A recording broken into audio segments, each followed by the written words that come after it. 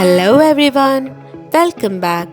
In today's video, I'll be sharing with you a vlog in which I'm going to prepare lunch for my guests.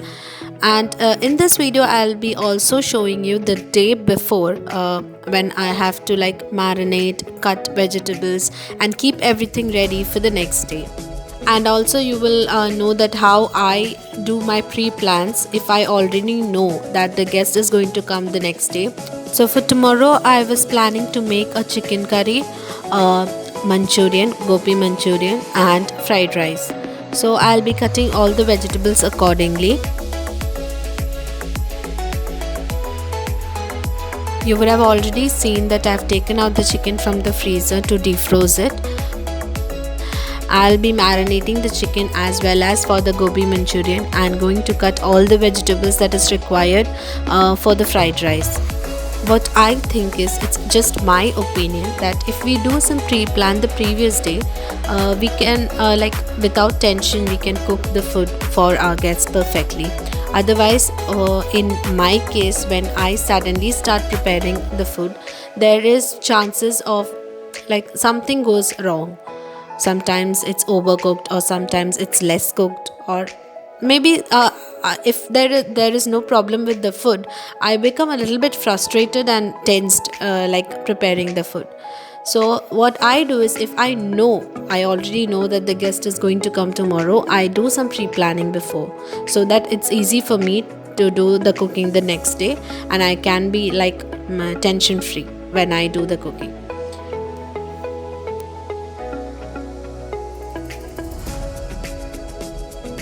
I marinated for the gobi Manchurian also the previous day. Actually, gobi Manchurian won't take much time, but when I was cutting the vegetables and I was marinating for the chicken, so I thought that I'll do it for gobi Manchurian also, so that it'll be easy for me to make it the next day. So I'll be linking the recipe for gobi Manchurian above, because I've already shown it before in a video. So I'm not going to go in detail of the gobi Manchurian recipe in this video. Please do check that video for the gobi Manchurian recipe.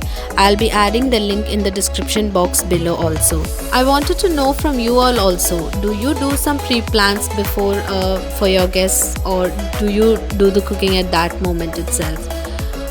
Do give your views in the comment section below. I would love to hear it. Now a new recipe for today is the chicken masala. First of all, let's marinate the chicken. For that, I've taken 1 teaspoon of cumin powder, 1 teaspoon of fennel powder, 3 teaspoons of red chili powder, 2 teaspoons of Kashmiri red chili powder, 2 teaspoons of coriander powder,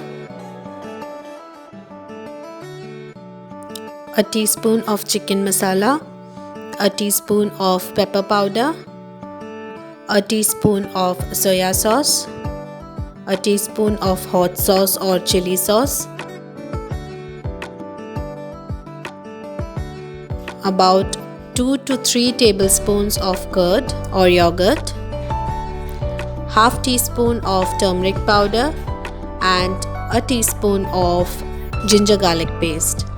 Mix all this well and then add the chickens. I've taken here almost 900 grams of chicken. Add some salt and mix the chicken with the masala well. If you're making the chicken on the same day, keep it marinated for at least 30 minutes. I've kept it overnight because I'm going to make it the next day.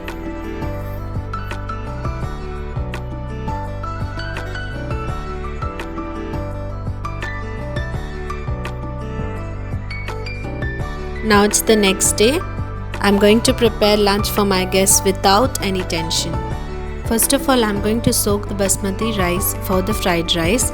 I'm taking here about 2.5 cups of rice. I washed it well and then I'm going to soak it for at least 10 minutes. I'm going to make food for 5 people today, so these quantities are for 5 people.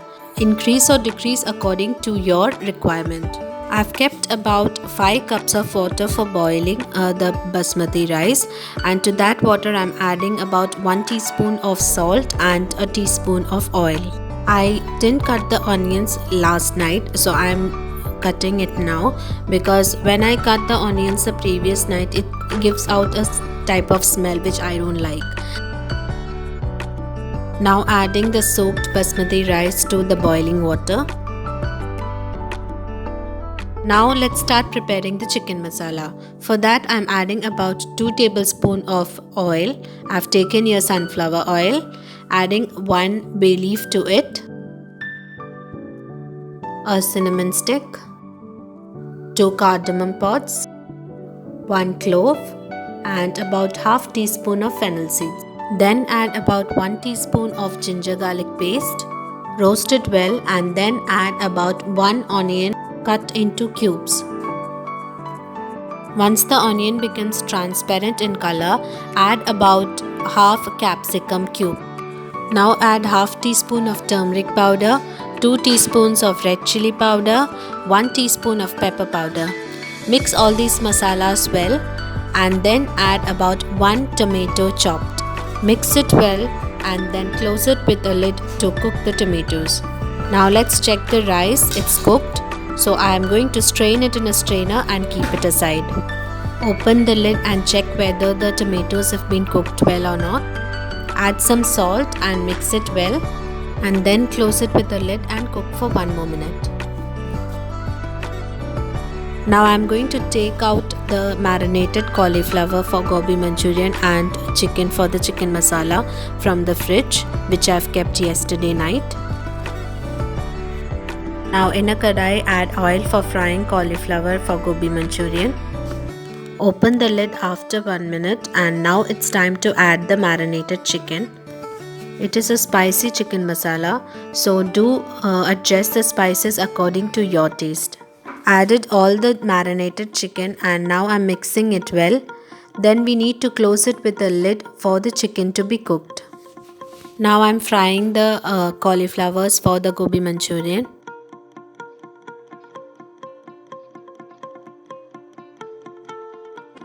Do check the link below in the description box for the recipe for gobi manchurian.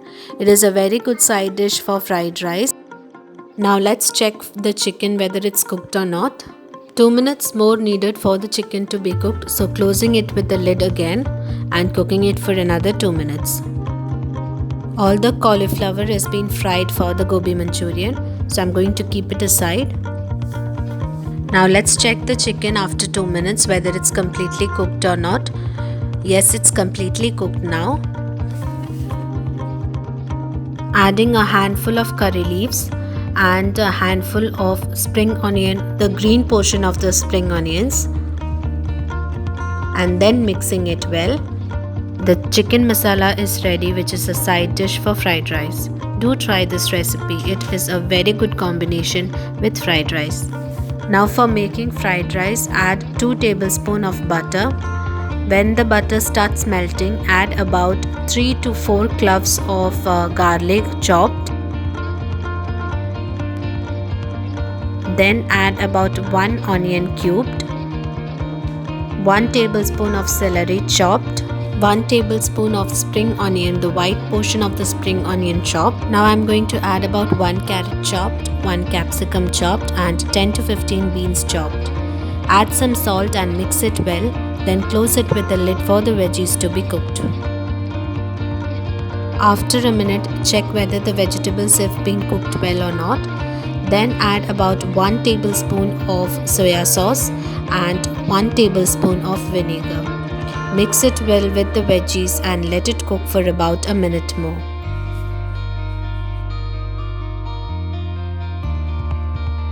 Now add the cooked rice, the cooked basmati rice to this mixture and mix it really well so that all the vegetables and the rice is being mixed correctly.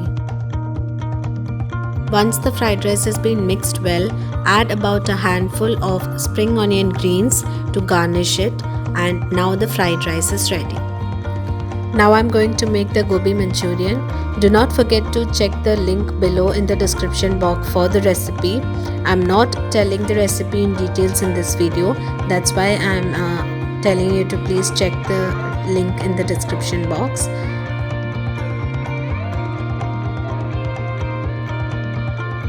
Gobi manchurian is also ready.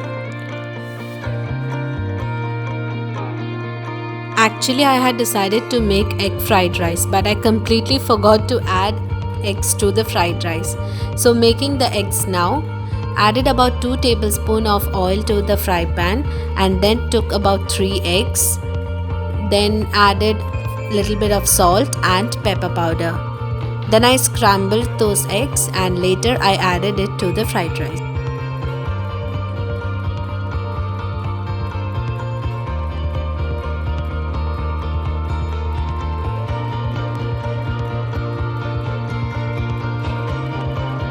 Now the egg fried rice is also ready. It was time for lunch.